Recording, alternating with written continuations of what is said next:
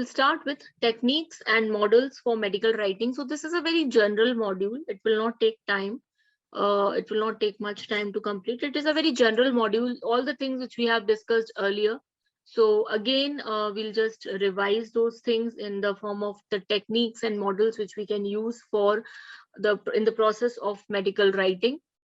So first we'll start with the 6 scientific techniques for medical writing. So these 6 techniques we can consider for the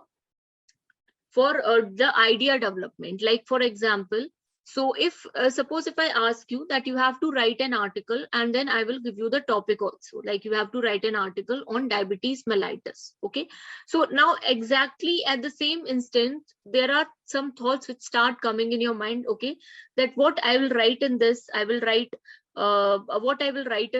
like first I'll write what is diabetes mellitus, then I will write what are the causes, like what the etiology, then I will write the complications, signs and symptoms. So at that instant only the thoughts start coming in your mind. So those thoughts or those ideas are can be developed it can be developed through these techniques, whether you are working alone or you're working across a team. So these 6 techniques are free writing, brainstorming, mind mapping, 6 thinking heads, force field analysis, and fishbone diagrams. Okay, so now let's discuss these techniques one by one. First is free writing technique. Free writing technique is a technique which can be done alone. Like when you are writing any article alone, then you can apply this free writing technique. And free writing technique, it is a very general type of technique when a topic is provided to you and whatever you know about that topic, you start writing.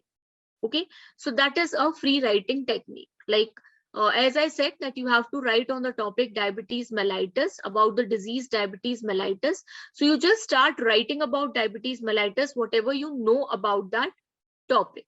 Okay, without worrying about a structure, format, or any template, you just start writing. And the best example of free writing is blogging. So when you're writing a blog, you have a topic.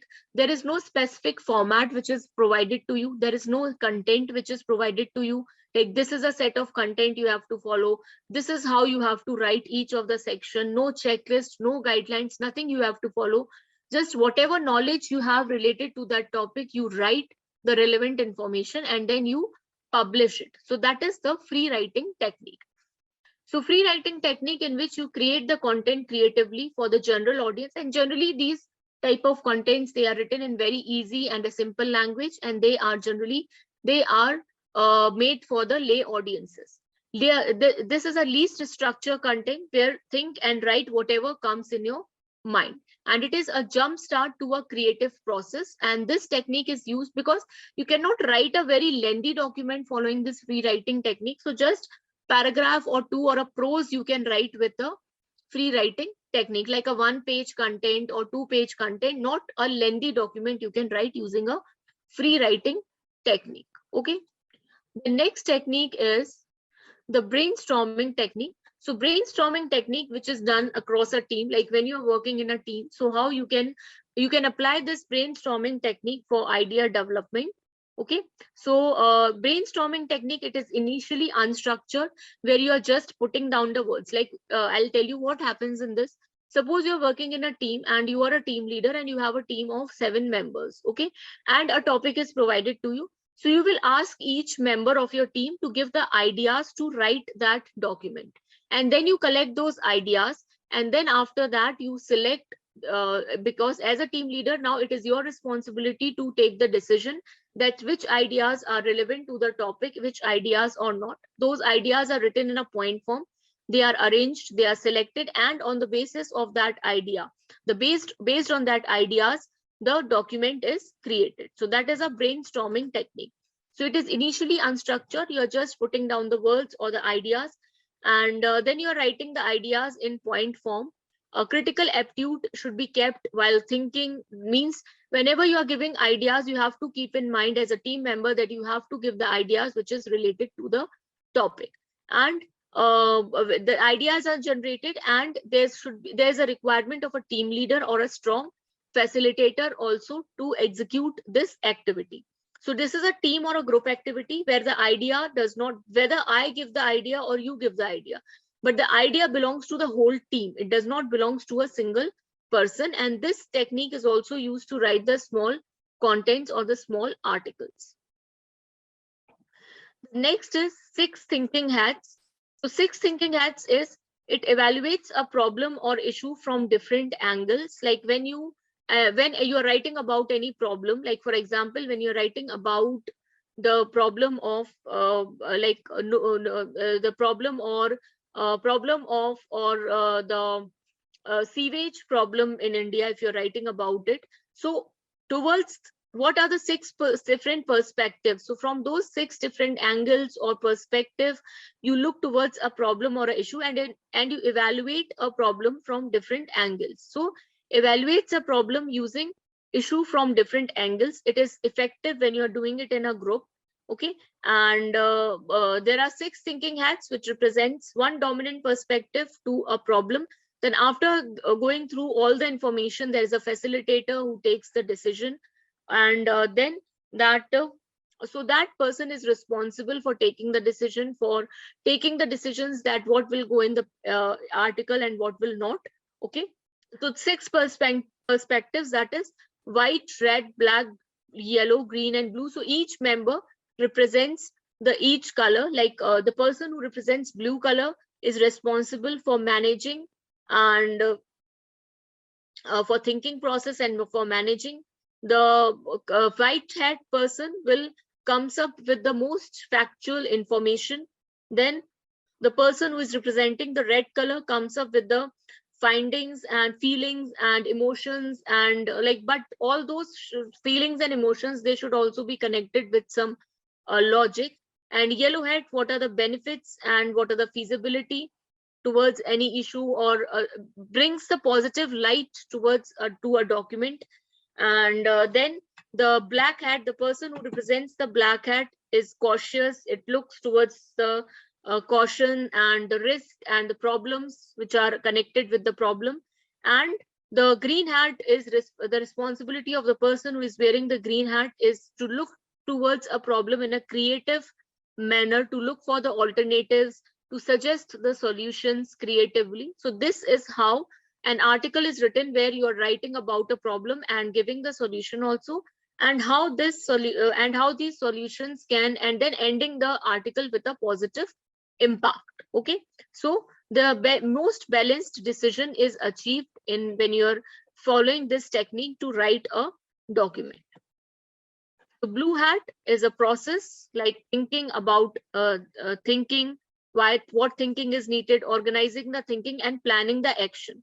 Then white hat represents the facts, that the information and the idea. The neutral, what is the objective, what are the facts, okay, related to the problem. Then red hat is related to the feelings. Okay, then green hat is related to the creativity, like the ideas, alternatives, possibilities, solutions to the risk.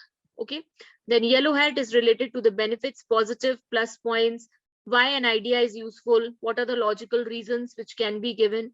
And black hat are the cautions, like difficulties, talking about the difficulties, weakness, dangers, risk. Okay, and giving the logical reasons for each of the issues.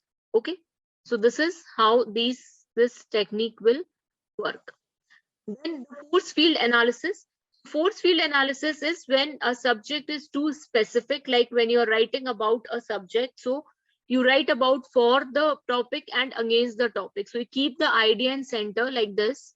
You keep the idea in center, and then you write for the topic and against the topic. So this is how the force field analysis is done, and it helps in making the decision by authorities and management.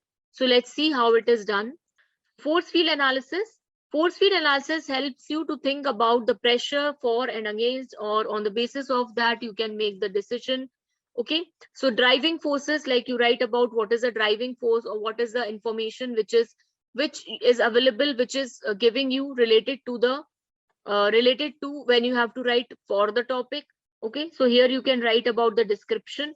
Then restraining force. So restraining force, like the information which is taking you against the topic, so that you have to write.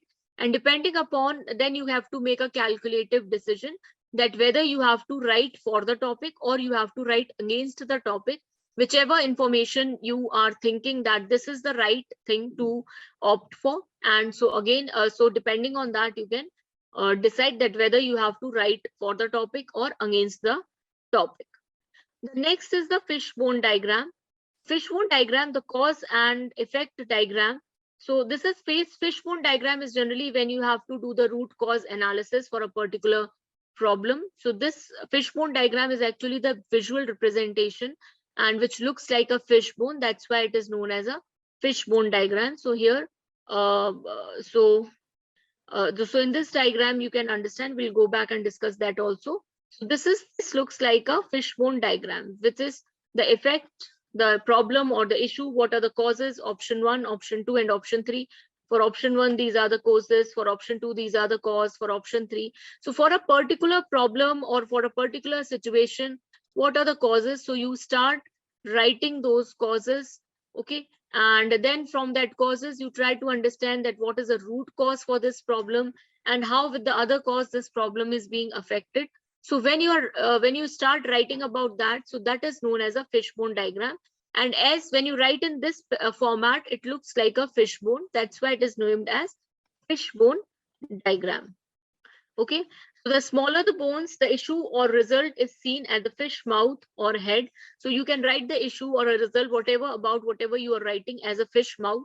The smaller bones, numerous cause categories are indicated with the potential contributory causes, and the sidewise bones which we are making, we can understand it as a bone which is which sees or which is a potential contributory causes.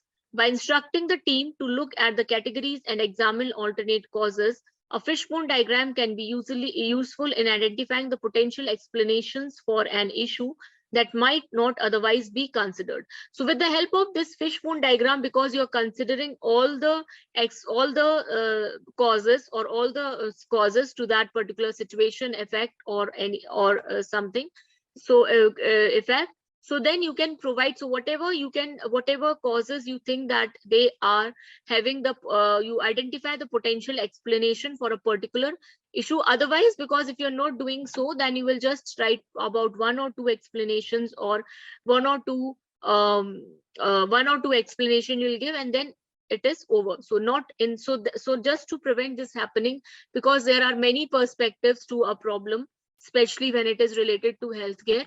Hence, you have to do this. You can do this by using this fishbone diagram. Okay, so these are the 6 techniques which are followed for the idea development related to any idea development you can do related to any article, topic, anything, problem, issue, anything is provided to you, and you have to write about it.